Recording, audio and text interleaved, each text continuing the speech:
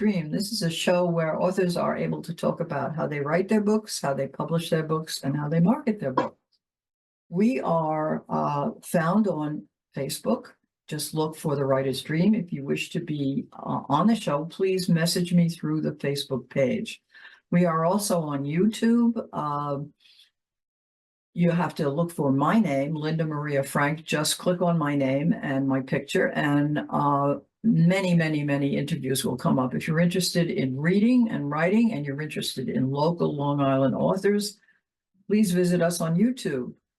We have a show on Cablevision, Channel 20, on Friday at 3 o'clock. So tune in and you'll see the authors who are also on YouTube. We are also on the LTV website. Just look for videos. We air on Channel 20 east of East Hampton. And we air 3 times a week. You'll have to look for that schedule because I don't know what it is. Okay, so today's guest is Pramila Ventkateswaran, and she is a poet and also a writer, a teacher. She is an acclaimed poet of diaspora poetry. She's a teacher of English and women's studies at Nassau Community College. She was the 2011 Walt Whitman Poet Laureate. And Pramila wishes to read some of her poems. She has written a number of anthologies of poetry. And so, Pramila, it's yours. Go for it. Thank you very much, Linda Frank. I would like to share a poem from my book, The Singer of Alleppey. And this book was inspired by the life of my grandmother, Sitala, who lived in Kerala, which is in the southwest of India. And she basically lived in the first part of the 20th century, all the way up to 1971. So the poem that I would like to share with you is called The Kitchen Years. And this is the way it goes. My day stretches like the river. Pots and pans are rocks. I could be a mermaid stretched among them, or I could be moss, a crow shaking off dew. I see the lone papaya among the leaves, a sliver of sunbeam cutting through them, flooding the grass. Could the goddess of song sail across the room in the smoke hanging like gossamer mist among the black ceiling and walls? See me framed by my dripping hair knotted loosely as I sit fanning the flames and plant a song on my tongue. I am a drying bed among coconut fiber and soap, wanting to be saturated by flow of syllable and syntax, away from these yawning steel mouths, the moist, crushing dark. Beautiful. Thank you. And since I'm featuring my other book, which is We Are Not a Museum, and this book is also set in Kerala, which is in southwest India. And this is about the history of the Jewish people in India, and particularly in Kerala, a history that not many people around the world know about. And so the entire book traces their culture and history. And here is one poem I'd like to share with you, and this is called Alphabet. That's how the letters looked, like tree branches, some gnarled, some bent, some straight, until she sounded them into words. They inhabited the abstract world where mysteries dwelled. Her eyes moved from right to left as she collected the twiggy letters and sounded them out, shalom, challah, concretizing them so I could taste them in my mouth, feel their breath from the gut, marry the sound. Malayalam was a land of curlicues, snails, snakes, jellyfish, letters with no backbone. They stayed somnambulant. When energized from slumber, they produced melody. Kashnam, Manslai, Samyam, curled my tongue around themes of M's and Y's. Between branches and snails, I grew up with Hebrew in the synagogue and Malayalam at home. Interesting. That's very interesting. I never knew about that either. Yes. So, are you going to do another one? Sure. It's up to you. Yeah, sure. Another poem that I'd like to share is again from We Are Not a Museum. And this one is called Our Days Are Like Passing Shadows. And this particular line is from Psalm 144, colon 4. And that's the inscription on the Paradesi Synagogue clock tower. She stands at the counter, thin sunlight falling across her face, handing out tokens for the rupees we slip into her hand. Pale among the chalk walls of the courtyard, she counts the money, puts it in a steel box, and waits for the next tourist to walk in. No camera, leave it here, she orders, protecting her one sacred space. The ultimate cannot be captured on celluloid. I don't photograph her either. I am afraid of invading her world. The red gold draperies and the colored chandeliers beckon me to imagine the songs sounding brokenly to the one most high, voices invoking the promised land, shaping it ceremoniously. For centuries, some say, since the time of Solomon, I am a passing shadow among the pews, my pen barely grazing the page, my thoughts barely registering the years of worship, argument, and love. The counter stands empty when I leave. I pick up my camera, find no trace of her figure, her cotton dress outside the door. Yeah, Thank you. They're so descriptive that you're really painting a picture. It's very, very beautiful. The book that you wanted to feature today was the singer of Aleppi, Yeah. And that's about your grandmother, correct? Yes. And that's also a book of poetry? Yes, that's also a book of poetry. So my grandmother was a muse, my paternal grandmother, and I was very curious about her life. I barely knew her. She died when I was 7 years old. But over the years, I heard so many stories about her life, and I was really intrigued because some of the stories were about her music, because she was a singer, and her music was not preserved. And as I became more feminist in my consciousness, I started wondering about, women's art and why they were not preserved and who actually preserves women's art. And I felt as her granddaughter, I needed to capture some of the music that she has left behind. So I began my quest about discovering some of her music. And then the other part of the story that intrigued me was how she was able to deal with the patriarchal pressures in the family, as well as, India was going through the whole British Raj, and then the country gained independence in 1947. So I was thinking about both the pressures of colonialism and patriarchy, and how my grandmother was able to cope with things because of her art. So that became my overarching message, that indeed we can use art to be able to deal with the pressures of life. So I began my quest of trying to find her songs. And of course, her songs were not preserved. So it was only through interviewing relatives, and they remembered like snippets of songs and, general descriptions about the kinds of songs she sang.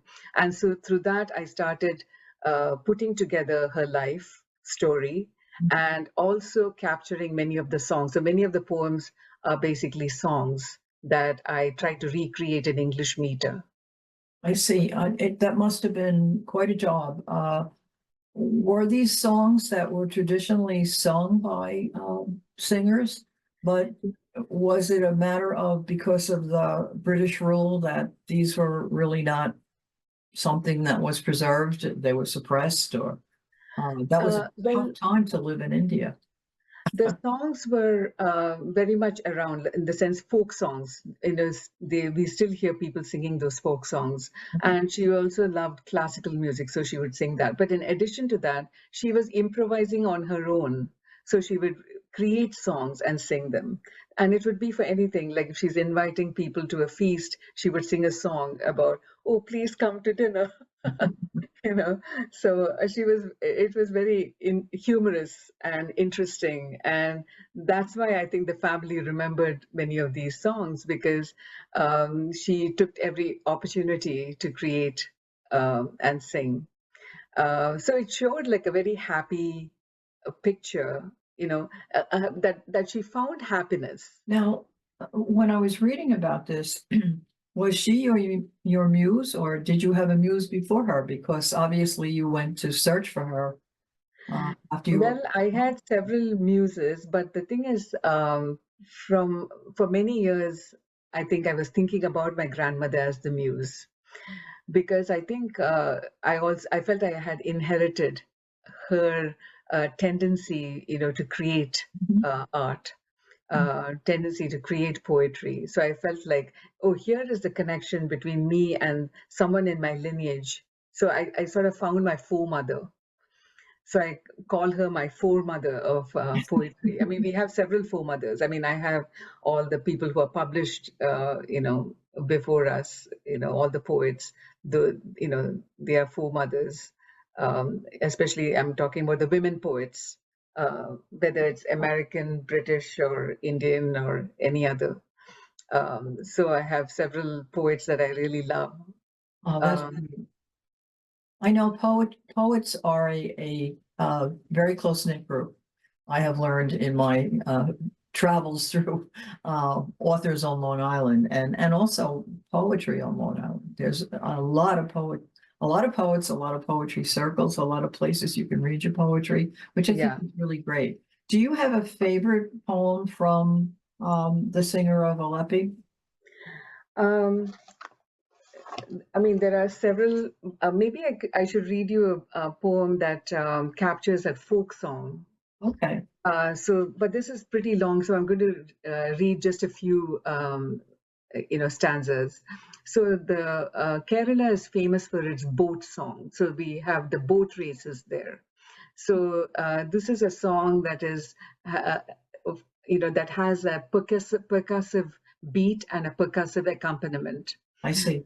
So I tried to create the percussive beat through sounds, like tee, tee, tee, tee, tom, tom, tom. So I created that I sound of the see. percussive beat, followed by a narrative. So the boat song usually was like a folk narrative that was sung, and then it had the beats in between. So I'll just read you a few lines so that you have an idea. Okay. Boat song. Tai de tai, tom tom tom, tai de tai, tom tom tom. There were two boys who loved to row. They ate, loved, breathed ocean song. Day and night they pumped their arms until their crests like biceps rose. Tai de tai, tom tom tom, tai de tai, tom tom tom. They became men and still they rowed. So smitten were they with the sound of the sea. When mother asked them to select a bride, they said, "Find us waves with ocean hue." Tai de tai, tom tom tom, tai de tai, tom tom tom. And then I'm going to skip a few lines. Um, from one long voyage, they returned to rapid percussion on the shore. They saw their mother wearing a frown that her matchmaking efforts were in vain. Tai de tai tom tom tom, tai de tai tom tom tom. Mother, you have tried to see the ocean mirrored on women's skins, girth, hair, walk, and eyes, but you have forgotten a vital place. What is that? Asked the mother. The heart, dear mother, is like the sea, colorless, knows the highs and the lows, the shallows and the depths, sand and rock. Tai de tai tom tom tom, tai de tai tom tom tom. That's So great. it's like a folk narrative. Yeah, I would imagine kids love this. Yeah, yeah. I mean, it's great when you're reading to an audience and then you can ask the audience to join the chorus of the percussive beat. They totally get into that. Yes, yes. Well, Yeah. in many cultures, there are, songs like that with that repetitive beat and a message. But I'm interested also in the fact that you're teaching women's studies in Yeah. Nassau Community College, and I'm getting the idea from your poetry and from your quest to find what your grandmother's life was. Does your work have a theme to it? Do you, whatever the theme is, I'm not even going to guess what they are. Do you have a specific theme that you try to get across? Yeah, and here in Singer of Alleppey, the main theme is that of memorializing, feminists who have gone before us, memorializing the women who are central to our lives, not to forget them. Because it's so important that we note, like, who are the women and what they've done before us, because that's easily forgotten. Women's history is something only now, recently, we've started looking at, we've started teaching. There's so much in women's history that is not known. So there are so many writers who've not seen the light of day. We don't even know what work they have left behind. And maybe all that work has vanished. So my concern is mainly, women as part of the human species, and what they have produced. It's so important to, nurture that and then take care of that and preserve it, for our grandkids and, our future progeny. Like, for instance, the work that you are doing, Linda Frank, of actually inviting me and asking me to, read my poems, etc. I mean, it's a huge thing. It is not something to be, laughed at, because you're doing this major work of preserving women's art. Yeah, well, even in my own books, I write mystery stories for kids, okay? But they're basically girl stories. And in one of them, it's funny because it's a story that goes back and forth between World War II and the present. And when I was writing the book, of course, I had to do research about what women did in World War II. It was basically about the women's air service pilots.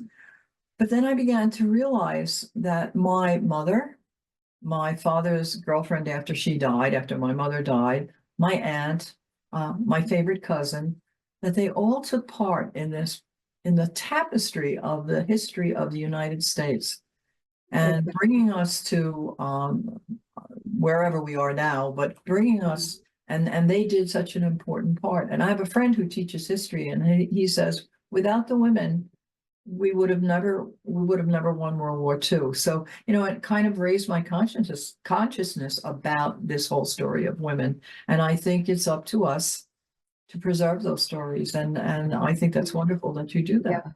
Yeah. And if a story has not been written, I think it's up to us to write that story. Yeah. So what of all your accomplishments, what's the one you're most proud of? Well, my writing, my poetry, because it's a lot of hard work.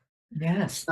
I've devoted most of my life to writing poetry and getting it published. And it takes a lot of effort, a lot of persistence. And writing is sort of central to my life. I mean, of course, my family is there. I have to take care of my family, and my family is very important. But without the writing, I wouldn't be a complete human being. Yeah. I mean, this is what gives me my life's breath. So writing is sort of central to my day-to-day life. So every day I end up writing at least a little bit. And that's how I was able to write so many books, because even with taking care of my children, I spent time every week writing and not giving up. And that's how, little by little, the poems sort of came together. I put the books together, I tried to contact publishers. It was painstaking work, but the thing is, it felt like a very important piece of my existence. So I agree with you. It's the writing is the beautiful part, and trying to get people to become acquainted with your writing is the difficult part, and the part that is sometimes very frustrating. yeah, I reached the point in my writing career where the writing has become, I'm beginning to look at everything that I do, and I want the writing to become the central thing as opposed to all the other stuff. But if you want to get your writing out, then you have to do the other stuff. But I yeah. think this idea of you writing every day, I don't do that.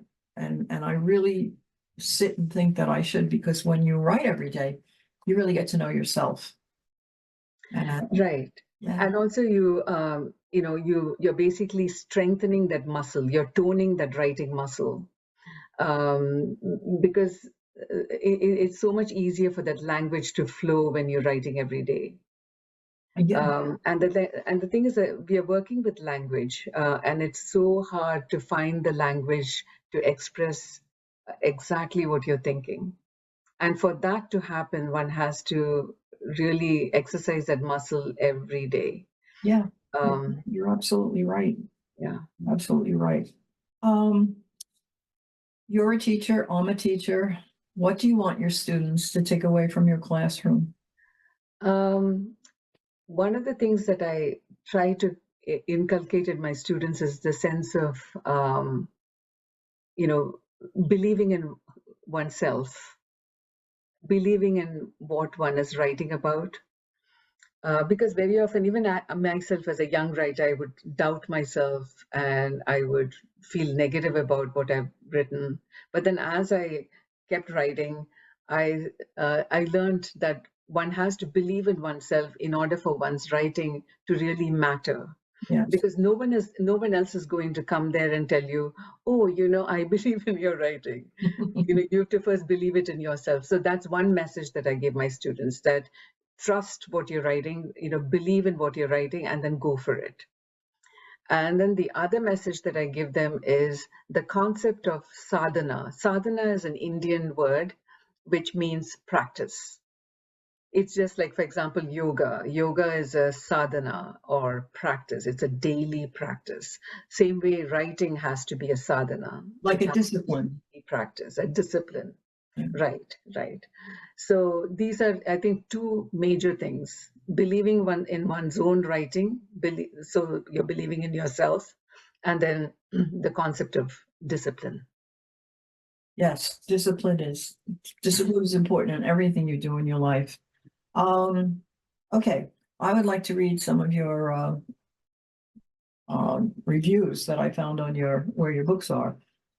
With lyric grace and fine detail, Pramila Ventkateswaran draws us into the imagined life of her grandmother, a passionate artistic soul born into a Kerala home, enduring the constraints of a traditional family, searching for her own voice, her own freedom at a tumultuous time in Indian history.